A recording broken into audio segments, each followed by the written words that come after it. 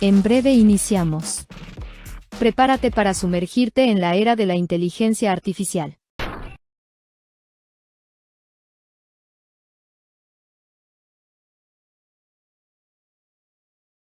Speakers del sector TIC y la industria digital gracias al Ministerio de Tecnologías de la Información y las Comunicaciones.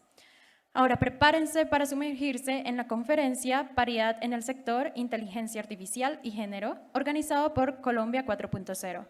Es un honor presentar a Cecilia Celeste Danesi, una destacada investigadora en el Instituto de Estudios Europeos y Derechos Humanos, UPSA. Cecilia no solo es una experta en inteligencia artificial, géneros y derechos, sino que también es autora del libro El imperio de los algoritmos. Además, dirige la revista Inteligencia Artificial, Tecnologías Emergentes y Derecho. Su compromiso con la ética en la IA la ha llevado a ser miembro de la plataforma Women for Ethical AI de la UNESCO. Como directora del Máster en Gobernanza Ética de la IA, UPSA, directora del programa Diversidad e Innovación y subdirectora del programa IA y Derecho, UBA, Cecilia está a la vanguardia de la formación y la investigación en este campo. No solo comparte su conocimiento como profesora de la asignatura IA y Derecho, sino que también es embajadora del Women Economic Forum Argentina y G100 Argentina Country Chair AI and Data. No podemos pasar por alto que ha sido oradora en TED, llevando sus ideas inspiradoras a un público global. Damos la bienvenida a Cecilia Celeste Danesi.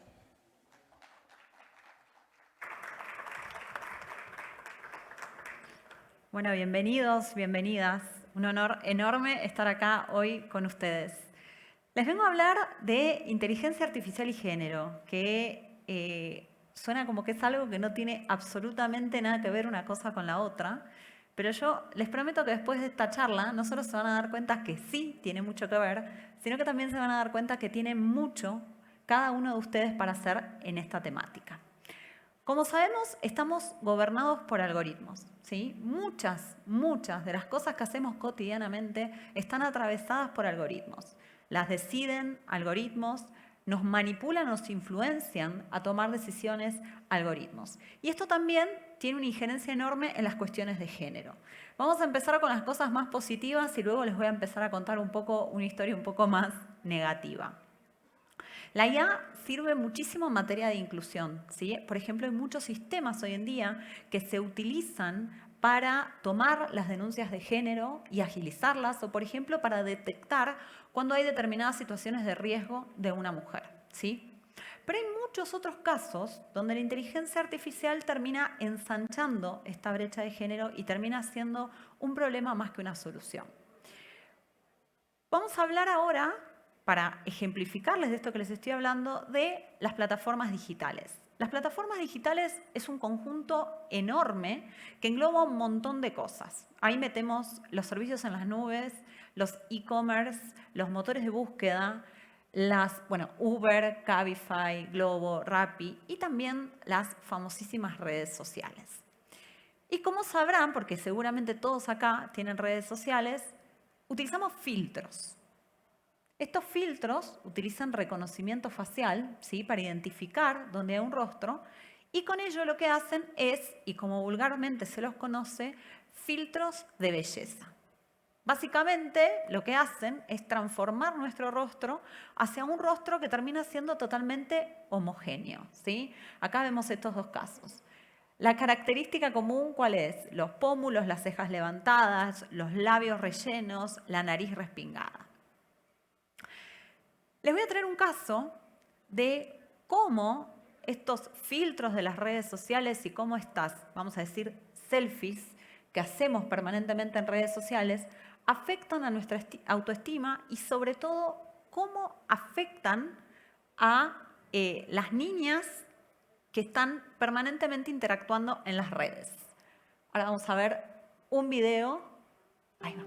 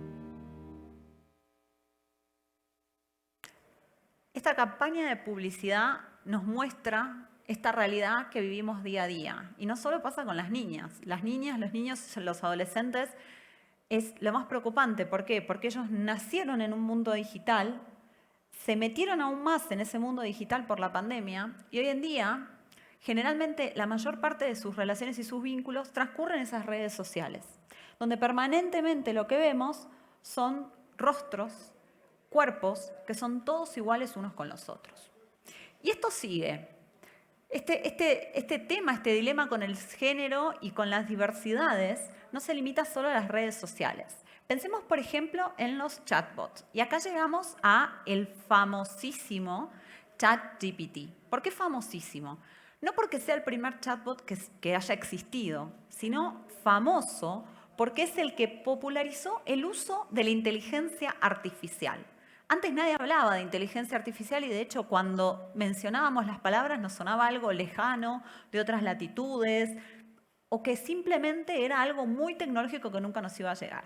Llega ChatGPT y con esto llega a popularizarse una herramienta que nos sirve para casi y absolutamente todo.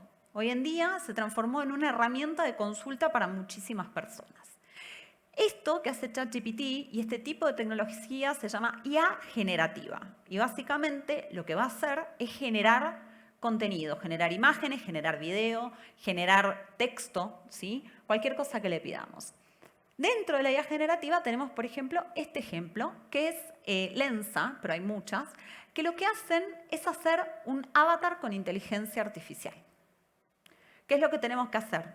Darle nuestra imagen, ¿sí? Y acá el primer punto es qué pasa con la privacidad de nuestros datos, y luego a cambio de varias imágenes nuestras, el sistema te arroja un avatar tuyo. Acá tenemos algunos ejemplos de avatar y claramente pasa exactamente lo mismo que con los filtros de las redes sociales. Nuevamente vemos rostros homogéneos, rostros iguales, ¿sí? Y si seguimos hablando de IA generativa, vamos a un caso todavía más preocupante, que es el uso de la IA generativa para la desinformación o para afectar la imagen y el honor de las personas. Les voy a contar un caso que es uno de los más emblemáticos en esta área. Un pequeño pueblo en Extremadura, una región de España que se llama Almendralejo, fue noticia porque un grupo de compañeritos de clase utilizaron IA generativa, estamos hablando de niños preadolescentes de entre 12 y 14 años, para generar imágenes de sus compañeritas de clase desnudas. Primero las extorsionaron con las fotos y les dijeron que si no hacían determinada cosa las iban a publicar. Como las niñas no accedieron, terminaron publicando estas imágenes en redes sociales. Imagínense el daño que esto causó a estas niñas, a estas adolescentes. No solo no querer ir más a clases, sino que afecta a la imagen, el honor, la vida en relación, ¿sí? Y esto está estrechamente vinculado con lo que es el riesgo de la desinformación que también tenemos en las redes sociales. Y muchas veces esta IA generativa lo que hace es respaldar esa desinformación. Es decir, noticias falsas siempre existieron. El problema es que ahora tenemos una inteligencia artificial, es decir, una tecnología al alcance de todos que puede respaldar esa noticia falsa que estamos viendo. Acá vemos algunos de los ejemplos, que esto lo puede descargar cualquiera de ustedes. Civitai es una de estas apps que lo que hacen es generar imágenes desnudas. Después tenemos Clothoff, que justamente, fíjense, esto lo puse, me llamó mucho la atención cómo aparece en Google. Desnuda cualquier foto con nuestra IA. Sube una foto y ve el resultado. Mejor desnudar con inteligencia artificial. Y si se fijan, el punto de abajo dice ganar dinero juntos. ¿Por qué? Porque muchas de estas aplicaciones, cuantas más fotos una suba para generar un cuerpo desnudo, te empiezan a pagar. ¿Sí? Y también esta campaña de la desinformación que estamos viendo en muchos casos afecta, y esto para salir, vamos a decir, de nuestra vida cotidiana, tiene injerencias en la guerra, ¿sí? Recientemente, en la guerra de Israel con Gaza, con Hamas, ha sucedido que autoridades subieron fotos de bebés decapitados y luego empezó a circular que esas fotos eran falsas. Y esto que generó una situación de incertidumbre y desinformación, porque ya llega un punto que no sabemos qué es real y qué es falso, ¿sí?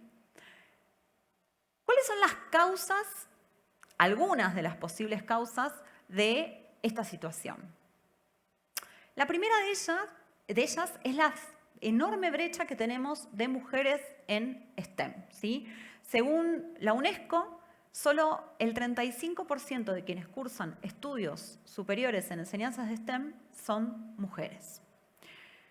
Todas las estadísticas mundiales reflejan cómo el sector femenino está subrepresentado en estas áreas.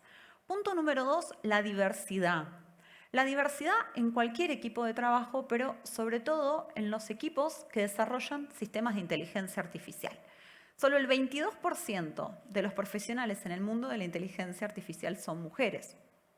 Imagínense qué le queda a las otras diversidades, etarias, religiosas, raciales, étnicas, no están para nada representadas, ¿sí?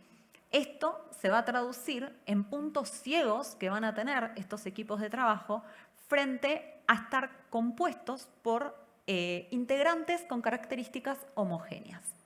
Punto número 3, la formación. La mayoría de las personas que desarrollan inteligencia artificial, pensemos en programadores, ingenieros, etcétera, tienen una formación estrictamente basada en ciencias duras o exactas, ¿sí? Ingeniería, programación, y no en cuestiones más de las ciencias sociales o humanas, ¿sí? No hay formación en cuestiones de derechos humanos, no hay formación en cuestiones de género, de igualdad, de inclusión. Entonces también esto hace que este tipo de problemáticas no puedan ser advertidas porque básicamente no tienen formación en esa materia. Y por último, y esta es una de las claves, la cuestión atinente a los datos, ¿sí? Hay un problema de falta de representación de las mujeres y las diversidades en los conjuntos de datos con los cuales se entrenan los algoritmos. Pero ¿cuál es el problema anterior de esto? No es un problema simplemente de los desarrolladores de tecnología, porque muchas veces ellos advierten estos problemas, pero no tienen manera de resolverlo. ¿Por qué? Porque hay sectores que están subrepresentados, es decir, que son invisibles para los datos, que no existen, no hay datos de esos grupos. Primero, las mujeres. Segundo, si pensamos las mujeres afroamericanas, negras, menos. Y si pensamos en una mujer afroamericana con una discapacidad, menor representación aún va a tener en los datos. Entonces, lo que va a pasar es que estos algoritmos que se entrenen en esos datos van a seguir repitiendo las condiciones de desigualdad e intensificando las brechas. Consecuencias, y un poco es lo que les venía contando. Y un resumen con 2. 1. Sabemos que la inteligencia artificial está dando y va a dar en el futuro un cimbronazo enorme a nivel trabajo, ¿sí? Va a haber muchos puestos de trabajo que van a ser reemplazados por algoritmos, ¿sí? Como en cualquier revolución industrial. ¿Cuál es el problema? Que las mujeres van a ser las primeras afectadas. Primero, hay estudios de LinkedIn que demuestran que a las mujeres se le muestran menos ofertas de trabajo que a los hombres. Segundo, los primeros puestos que van a ser reemplazados por inteligencia artificial van a ser esos puestos que ocupan las mujeres. Entonces, nuevamente, estamos frente a una tecnología que trae un montón de ventajas, pero que si no sabemos cómo utilizarla, lo que va a hacer es intensificar las brechas sociales que tenemos hoy en día. Y 2, y esto todo lo que veníamos hablando al principio, cómo afectan estos filtros de las redes sociales, ¿sí? Este refuerzo de los estereotipos de género en las sociedades, en la niñez, ¿sí? Cada vez más estamos arraigados a estos estereotipos de género con las consecuencias que ello trae sin darnos cuenta. ¿Qué es lo que podemos hacer? Y acá, todos muy cómodos en estas butacas que veo muy acolchonadas, seguramente pensarán, bueno, yo desde mi humilde lugar, con mi celular, con mi cuenta de Instagram, de Twitter, no puedo hacer absolutamente nada. Y no. Obviamente que quienes están en lugares de decisión, quienes programan algoritmos, legisladores, políticos, están en una condición de poder y obviamente con mucha más responsabilidad de poder hacer algo. Pero van a ver que ustedes también. Cada vez que respondemos un CAPTCHA, estamos entrenando un algoritmo. Cada vez que interactuamos en las redes sociales poniendo me gusta, compartiendo, escribiendo un comentario, o hasta cuando pasamos rápido un posteo porque no nos interesa, le estamos enseñando algo al algoritmo. Y este enseñarle algo, ni más ni menos le estamos dando información de qué es lo que a nosotros nos interesa y sobre todo qué perfil social tenemos, qué es lo que nos representa como sociedad, qué es lo que amamos, qué es lo que odiamos, qué es lo que preferimos consumir y qué es lo que desechamos. Y como no podía faltar, el famoso ChatGPT. Pero que ahora evolucionamos, vamos más allá y no nos quedamos en simplemente ChatGPT, sino que vamos a FreedomGPT, que esto es camino, uno, hacia la personalización. ¿Sí? Va a llegar un momento donde como cada uno tiene su celular, cada uno va a tener su chatbot personalizado, con lo bueno y con lo malo. Va a conocer nuestros mayores secretos, nuestras miserias, aquellas cosas de las que nos avergonzamos.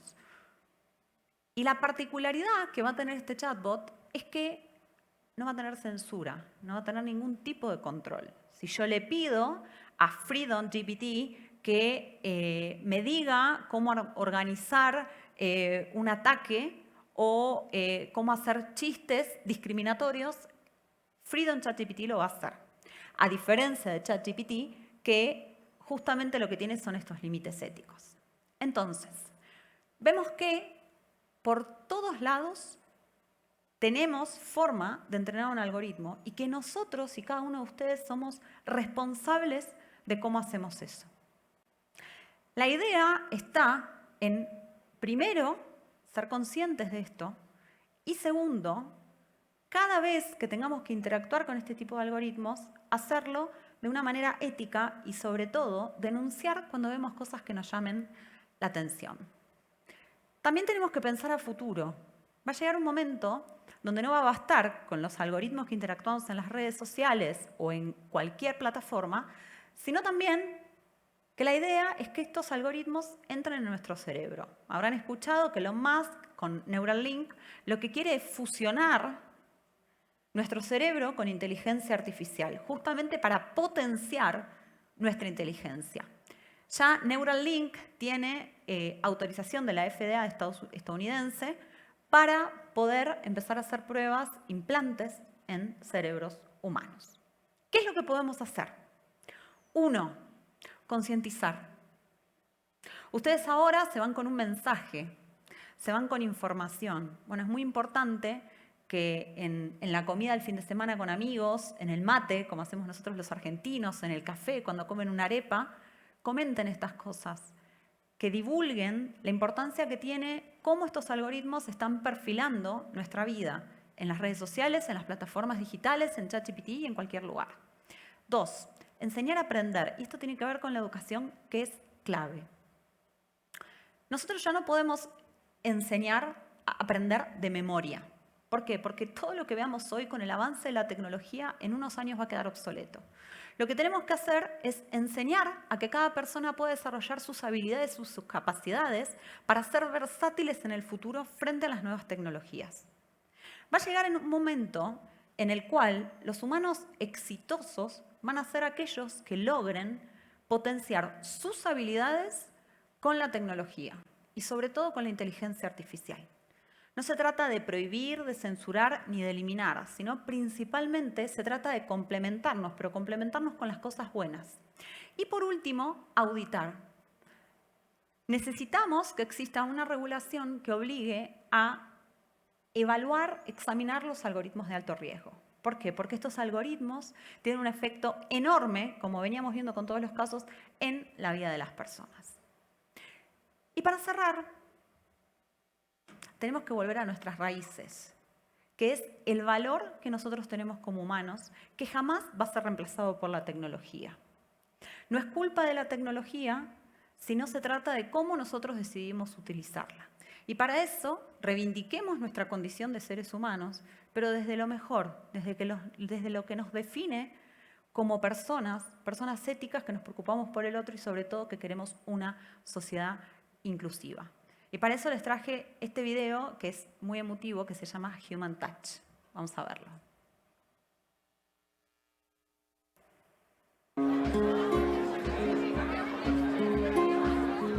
You catch on, make sense of it all. You watch and you show, and then you just know, face to face, when feelings just right, needs no explaining. I know you can see.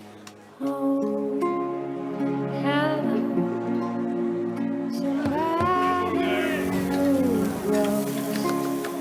You see me, you hear me, and it makes me glow.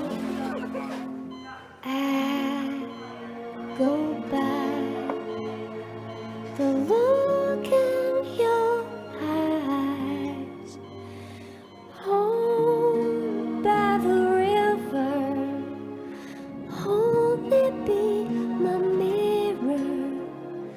Love, can you feel me? This is our human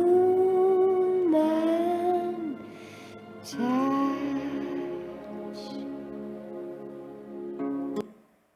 Muchas gracias. Y si alguno tiene una pregunta, podemos cerrar con... Me dejaron solo una pregunta, así que muchas gracias. ¿Sí? Vale. Bueno. El video es fuerte al final. Sí. ¿Aló?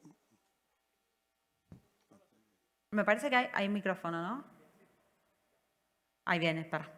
Así Hola, ahí está. buenas tardes. Ah, perdón, ahí después Sí, ya, venimos. ya. Vale. Sí. Quisiera preguntarte un ejemplo. Aquí en Colombia, más del 50% de la población son mujeres.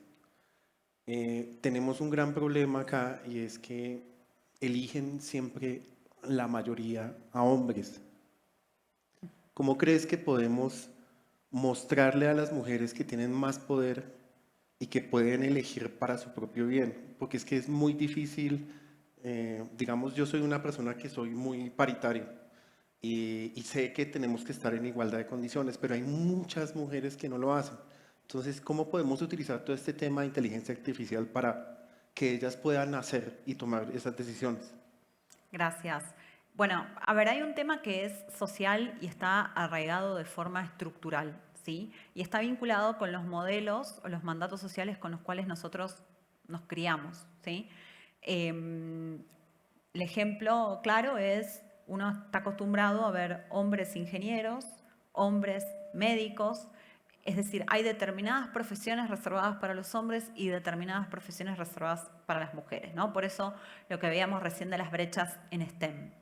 ¿Cuál es el problema con esto? Que esto se reproduce a través de los algoritmos, ¿no? Entonces, por eso hablaba de educación. La educación es muy clave, la de los niños, niñas, adolescentes, porque tenemos que llevar este mensaje de predicar con estos ejemplos de que no hay, por ejemplo, profesiones o tareas reservadas para un sector y para otro, ¿sí? Yo creo que la manera es incorporando a las mujeres en la toma de decisiones y en los equipos vinculados con inteligencia artificial. Punto 1. Y punto 2, creo que es muy importante en esta cuarta revolución industrial darle cabida, decimos en Argentina, darle importancia, darle lugar a las ciencias sociales, que son aquellas que nos pueden hacer ver estas cosas y el impacto social que sobre todo tiene. A veces se cree que esto es una cuestión netamente tecnológica, ¿sí? De las áreas más de las ciencias duras o exactas y se deja por fuera la mirada de las ciencias sociales. Y yo creo que ese es el error más grande porque es justamente a través de las ciencias sociales donde podemos trabajar para cerrar esta brecha. Gracias por la pregunta. Sí. Bueno, ahora sí. Buenas tardes. Buenas tardes. Traje a mi hijo de 14 años, puesto que creo mucho en la juventud y en poderlos conectar con la tecnología de buena manera. Soy feminista y pues me da muy duro ver todo esto porque como que llegamos aquí de casualidad y me es difícil ver que hasta esto está en un porcentaje tan bajo y darnos cuenta que en realidad seguimos, pues no estamos vinculadas y por más que queramos y por más que queramos generar revolución, creo que no es culpa nuestra. Nosotras sí queremos hacer parte de muchos escenarios, pero en Latinoamérica el machismo está totalmente impregnado y es difícil quitarlo. Yo a mi hijo trato de que crezca con unas bases totalmente distintas, pero ahora que viene toda esta tecnología también él se estrella y para mí como mamá ha sido muy difícil poder encontrar como ese balance y que yo de alguna manera me pueda abrazar de esto y decir, bueno, está bien, vamos a mirarlo, ¿sí? Porque es que si te das cuenta, el ejemplo que pusiste de sexualizar a la mujer para mí fue muy difícil porque somos nosotras, ¿sí? Vendamos nuestro cuerpo. ¿Sí? Habrán hombres, pero no tanto. Entonces, quisiera desde tu parte, ¿cómo me podrías aconsejar para yo poderlo guiar a él y no? Porque a veces me da mucho miedo. Sí, esto me da susto y ahora tú dices, ¿qué va a pasar? Ahora peor. Sí, entonces sí, quisiera como algún tip, no sé si seas mamá, creo que no, pero digamos para esta juventud y para que él que está aquí pueda escucharte. Bueno, gracias. Primero, celebro que hayas traído a tu hijo y qué valioso poder compartir estos espacios, ¿no? O con nuestros hijos o con distintas generaciones. Eso está muy bueno porque justamente esto es algo, hay otra pregunta para después, totalmente transversal, ¿no? Dos, celebro también que digas que sos feminista porque tenemos un problema, que el feminismo está denostado, que muchas veces no se sabe lo que es, pero el feminismo es la igualdad entre el hombre y la mujer, punto. Cualquier condimento político que le quieran agregar, eso no es el feminismo. Entonces, a veces parece que es una mala palabra cuando el diccionario la define de otra manera. Mira, darte tips es una responsabilidad muy grande para mí. Lo que sí te puedo decir es que yo creo que es muy importante los modelos con los cuales nosotros nos criamos, ¿no? Yo me crié en un modelo en el cual mi mamá y mi papá trabajaban a la par, pero mi mamá hacía absolutamente todo y mi papá no hacía absolutamente nada, ¿no? Entonces es el día de hoy que yo lo pienso y digo, ¿cómo puede ser? Pero claro, eran los modelos de antes, ¿no? Entonces yo creo que la educación, los jóvenes, los niños, es lo más importante porque es el futuro y es ahí donde tenemos la posibilidad de hacer el cambio.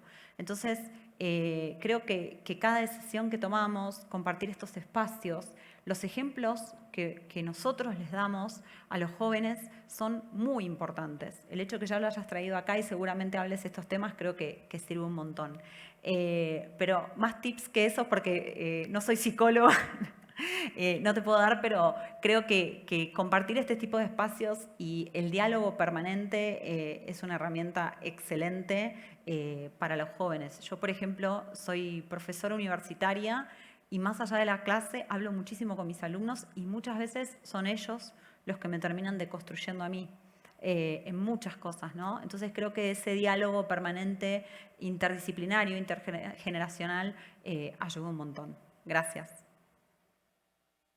Buenas tardes, Hola. Cecilia, y buenas tardes a todos. Mi nombre es Daniel. También soy padre y pues creo que a uno como, pues en mi caso como hombre, también a uno lo cruza la preocupación de, más que todo, de cómo se maneja, cuál es la relación que uno tiene con la tecnología y especialmente los chicos ahora que están como tan, Full.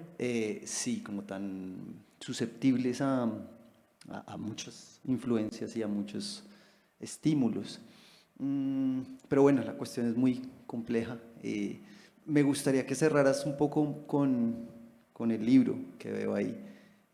Nos comentaras un poco más al respecto de qué trata, qué podemos encontrar en él. Yo soy editor de libros académicos precisamente, entonces me interesa también. Bueno, gracias. El libro se llama El Imperio de los Algoritmos. Yo les cuento, yo estudié Derecho. yo digo mi profesión de base, porque hoy en día trabajo como investigadora, como speaker, entonces a lo que uno tiene la idea de lo que hace un abogado, estoy muy lejos. Y investigando y trabajando sobre estas temáticas, me di cuenta que había varias cosas. Primero, todas estas cuestiones que yo les acabo de compartir no se hablaban en aquel momento. Cuando empecé a investigar, el libro es desde el año pasado, pero no se hablaba nada de esto. No se hablaba de este impacto social que tenía la inteligencia artificial. Y después lo poco que había eran textos científicos, con lo cual difíciles de entender, o sea, era para un sector, ¿no?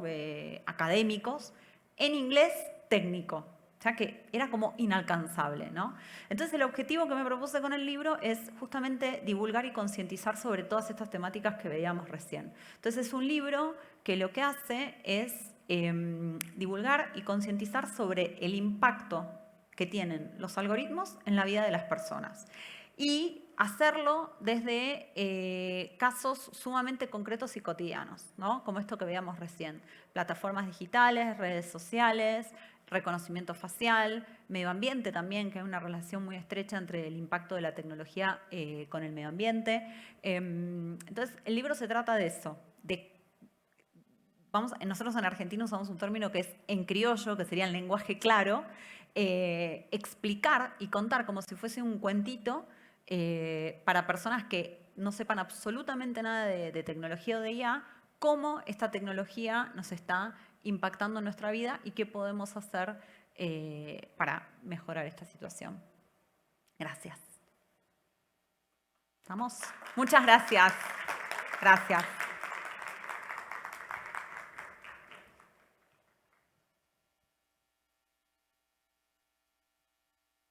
Colombia, potencia de la vida. Colombia, potencia de la vida.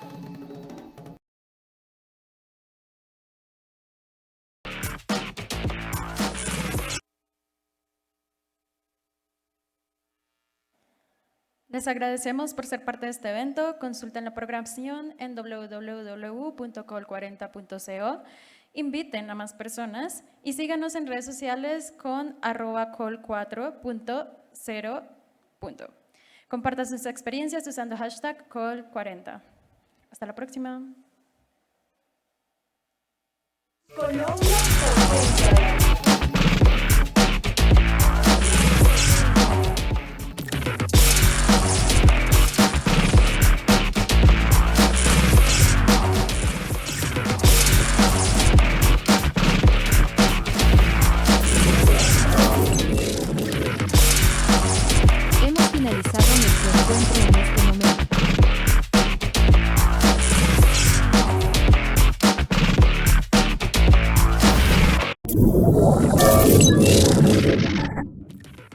Hemos finalizado nuestro encuentro en este momento. Hemos finalizado nuestro encuentro en este momento. Pero hey, no te quedes con toda la información. Compártela con el mundo en redes sociales utilizando el #Col40. Y recuerda, esto es Colombia 4.0. Ya haces parte de la era de la inteligencia artificial.